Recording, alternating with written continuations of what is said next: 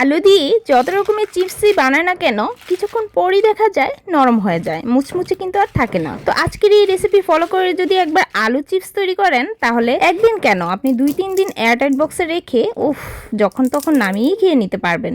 তো চলুন রেসিপিটি কিভাবে তৈরি করা হয় শেয়ার করি আপনাদের সাথে। তার আগে যদি চ্যানেলে নতুন হয়ে থাকেন অবশ্যই কিন্তু চ্যানেলটি সাবস্ক্রাইব করে বেল আইকনে অল বাটনে প্রেস করে রাখবেন, তাহলে তো প্রতিদিনের নোটিফিকেশন পেয়ে যাবেন সবার আগে আপনি। চলুন রেসিপিটি শেয়ার করি। প্রথমে একটা বড় সাইজের সিদ্ধ করা আলু নিয়ে নিলাম। আলুটাকে সিদ্ধ করে ভালো করে শুকিয়ে নিতে হবে, জলজলে ভাব যেন না থাকে। এখন এই আলুটাকে কয়েকটা ভাগে ভাগ করে নিচ্ছি। এই আলুর সাথে অল্প কিছুটা পরিমাণ জল অ্যাড করে দিব, কারণ এই আলুটাকে আমি এখন পেস্ট তৈরি করব। আর পেস্ট করার সময় অবশ্যই খেয়াল রাখবেন খুব বেশি জল ব্যবহার করা যাবে না, একটু সময় নিয়ে পেস্ট করে নিতে হবে। আপনি চাইলে একটা গ্রেটার দিয়ে গ্রেট করে স্মুথ করে একটা পেস্ট তৈরি করে নিতে পারেন যদি ব্লেন্ডারে এভাবে না করেন। তবে ব্লেন্ডার জারে করতে গেলে জল কিন্তু খুব বেশি ব্যবহার করা যাবে না, আগে থেকেই এটা বলে দিলাম। তো এখন আমি এর সাথে মেজারমেন্ট কাপে 1 কাপ পরিমাণে চালের গুঁড়ো ব্যবহার করছি আর হাফ কাপ পরিমাণে কর্নফ্লাওয়ার ব্যবহার করছি।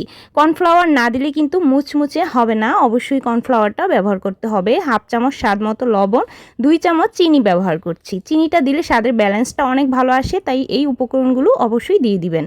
তো আমি একটু মেখে নিচ্ছি। চালের গুঁড়ো কিন্তু আমি আবারও অ্যাড করছি। এখন প্রথমে 1 কাপ ব্যবহার করেছি, তারপরে আরও 1 কাপ পরিমাণে চালের গুঁড়ো ব্যবহার করেছি। তবে এখানে চালের গুঁড়োর কোনো নির্দিষ্ট পরিমাপ নেই, এই ব্যাটারটা ঘনত্বের উপর কিন্তু নির্ভর করবে যে চালের গুঁড়ো কতটুকু লাগবে। মানে চালের গুঁড়োটা আপনি অল্প অল্প করে অ্যাড করে করে ব্যাটারটা মেখে নেবেন। আর সাথে অবশ্যই কর্নফ্লাওয়ারটা ব্যবহার করতে হবে, না হলে কিন্তু চিপসগুলো অত বেশি মুচমুচে হবে না। অল্প অল্প করে চালের গুঁড়ো অ্যাড করে একটা ঘন মিশ্রণ তৈরি করে নিলাম। এখন কিছুক্ষণের জন্য ঢাকা দিয়ে রাখছি, প্রায় আধা ঘন্টার মতো ঢাকা দিয়ে রেখে দিলাম। এখন দেখবেন যে এই ঘনত্বটা আরেকটু বেড়ে গেছে। এবার আরেকটু ভালো করে মধ্যে একটা ডোয়ের মতো প্রথমে করে নিচ্ছি। যেহেতু চালের গুঁড়োও অ্যাড করেছি তাই খুব বেশি একটা নরম হবে না, এরকম একটু ড্রাই থাকবে। তো ভালো করে ডোয়ের মতো করে এইভাবে করে নিলাম। এখন এখান থেকে 2 ভাগে ভাগ করে নিচ্ছি যাতে করে বেলতে সুবিধা হয়। একটা ডো নিয়ে নিচ্ছি।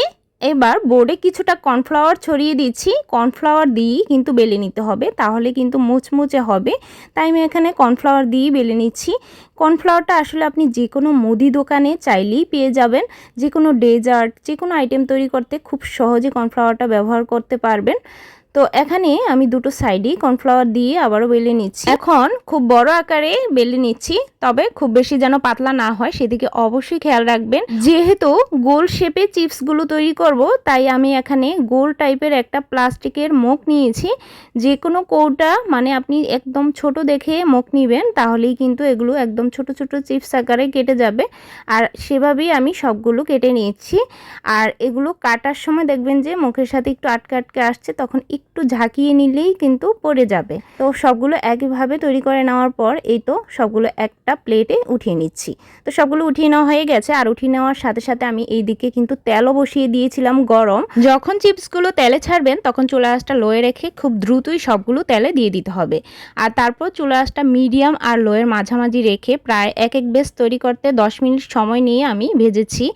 আর খুব বেশি কালার করব না, এই একটু সময় নিয়ে চুলা আঁচটা কমিয়ে ভেজে নিলে দেখবেন যে মুচমুচে থাকবে। খুব দ্রুত চুলা আঁচ বাড়িয়ে ভাজলে কি হবে, সেগুলো নামানোর পর কিন্তু আর এত মুচমুচে থাকে না, একটু সময় নিয়ে ভাজলেই মুচমুচে থাকে। আর দেখবেন যে চিপসগুলো তেলে ছাড়ার সাথে সাথে একটু ফুলে উঠেছে। তো এই ফুলা ভাবটা যদি আপনি না চান তাহলে কি করবেন, একটু কাঁটা চামচ দিয়ে দাগ কেটে নিলে দেখবেন যে আর ফুলে উঠবে না। তো এভাবেই ভেজে নিয়ে নামিয়ে নিতে পারেন। তেলটা ঝরিয়ে অবশ্যই টিস্যু পেপারে কিছুক্ষণ রেখে দিবেন, তাহলে তেলটা শুষে নেবে। এখন একটা মিক্সিং বলে সবগুলো চিপস নিয়ে নিচ্ছি। আর অবশ্যই আপনারা শব্দ শুনে নিশ্চয়ই বুঝতে পেরেছেন কতটা মুচমুচে হয়েছিল। এখন এর মধ্যে আমি যে ম্যাগি মশলাটা পাওয়া যায় সেটা কিন্তু উপর দিয়ে দিয়ে দিলাম। আর কিছুটা দিয়ে দিলাম লাল মরিচের গুঁড়ো। ঝালটা পছন্দ মতো ব্যবহার করবেন, সাথে চাইলে বিট লবণও ব্যবহার করতে পারেন। রেসিপিটা অবশ্যই ট্রাই করবেন আর অবশ্যই শেয়ার করার জন্য অনুরোধ রইল। আজকের মতো এই পর্যন্তই। সবাই সুস্থ থাকবেন, ভালো থাকবেন। ধন্যবাদ সবাইকে।